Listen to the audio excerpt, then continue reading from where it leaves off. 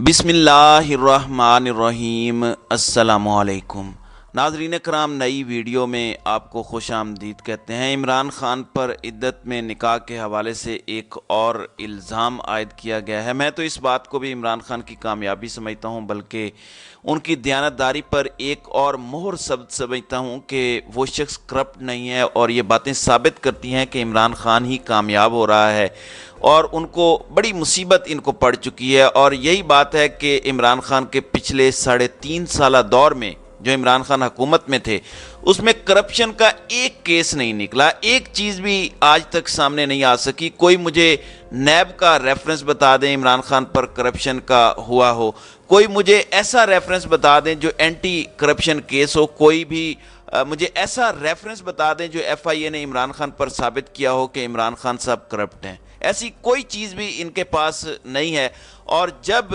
کوئی چیز نہیں ہے، کوئی کرپشن سامنے نہیں آ رہی، تو اب انہوں نے کھل کے عمران خان کی ذاتی زندگی پر اٹیک کرنا شروع کر دیا ہے، اس میں سے چیزیں نکالنا شروع کر دی ہیں، جس طرح ان کی مبینہ بیٹی ٹیریان کا معاملہ نکالا گیا، پھر توشہ خانہ کیس جو ہے اس کو بڑھا چڑھا کر پیش کیا گیا، پھر بشرا بی بی کو نیب سے نوٹسز آنا، اور تو اور سابقہ بیوی ریحام خان سے کتاب تک لکھوائی گئی، مگر اللہ تعالیٰ نے جس شخص کو مسند پر بٹھانا تھا وہ اس مسند پر بیٹھ گیا، کوئی کچھ نہیں کر سکا۔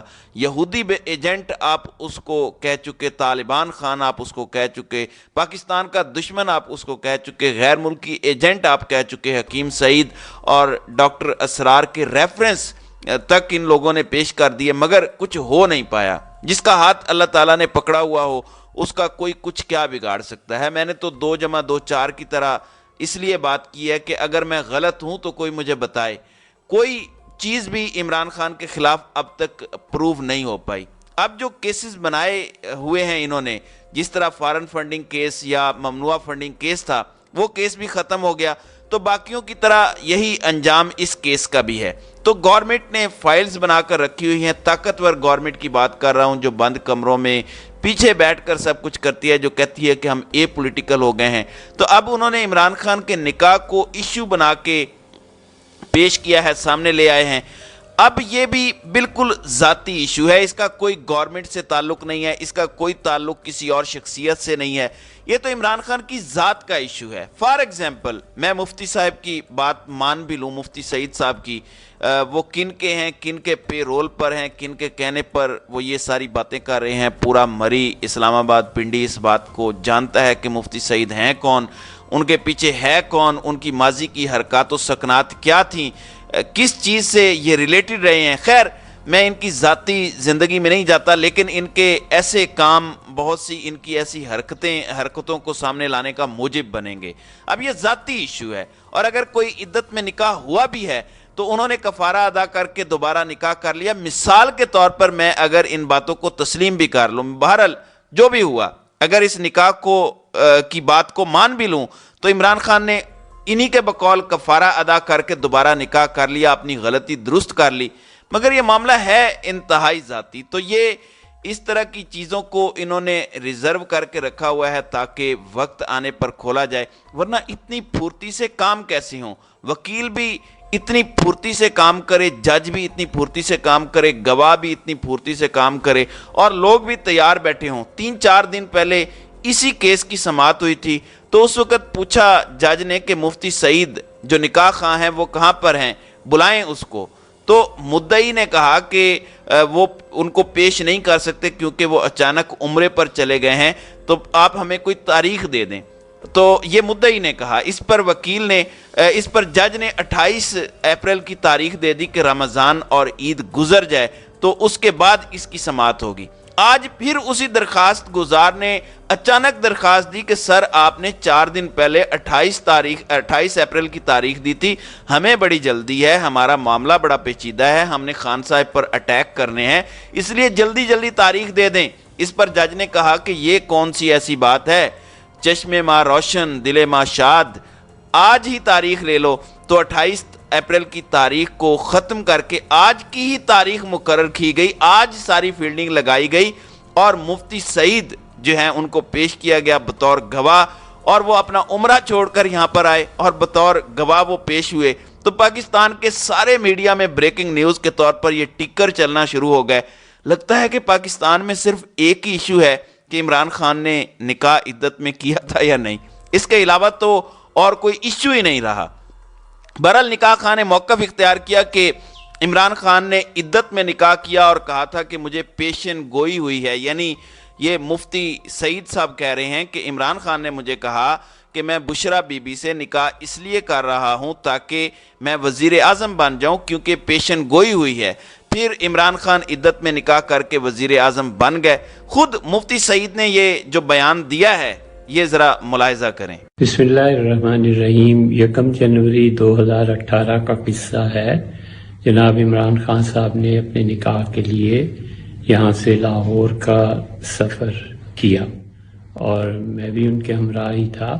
وہاں پر ڈیفنس کے علاقے میں پہنچے اور بشیرہ بی بی صاحبہ کے ساتھ جو خواتین اس گھر میں موجود تھیں، ہم نے ان سے پوچھا کہ نکاح کے لیے جو شرعی تقاضے ہوتے ہیں اس کے مطابق سب کچھ ہو چکا، انہوں نے کہا ہو چکا.